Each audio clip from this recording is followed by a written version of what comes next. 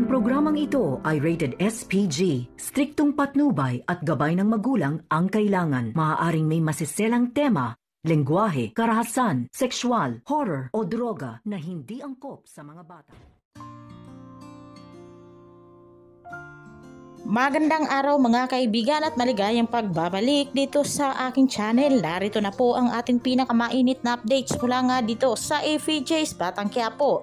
Nalaman nga ngayon nito si Tanggol na itong si David nga pala ay nagpapanggap na isang arong tunay na tanggol mula nga dito sa mansyon nitong si Don Julio. Dahil alam nga ngayon nitong si Olga na hinahanap nga ngayon nitong si Ramon itong tunay na tanggol na kanyang anak upang ipamana nga dito ang lahat nga ng kanyang ari-arian.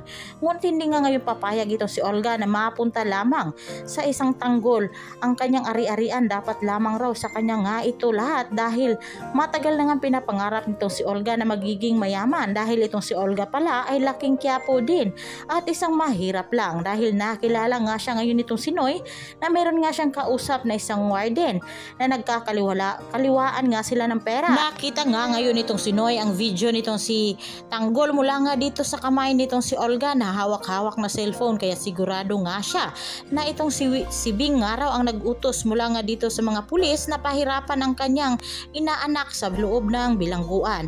Kaya nalaman nga ngayon nitong si Tanggol ang lahat, kaya galit na galit nga siya mula nga dito kay David. Kailangan nga raw natutudasin nga niya ang lalaki dahil hindi nga raw siya papayag ng kanyang nakakababatang kapatid lang pala ang aahas sa kanya. Hindi nga raw niya ito tunay na kapatid na kaya wala na nga raw siyang dahilan pa upang buhayin nga ito. Kaya dapat lamang na paglalamayan na ito si David ngayong araw na ito dahil nakalabas na nga ngayon sa bilangguan itong si Tanggol sa tulong nga ngayon itong si Bubbles at ni Chief Espinas dahil siya na nga ngayon ang magiging hitman. Nakapalit nga nitong si Bong na nasawi nga sa kanilang enkwentro dito nga sa pag-utos nitong si Warden na paslangin nga ngayon itong isang senador na may mission nga nila at may patong nga sa ulo.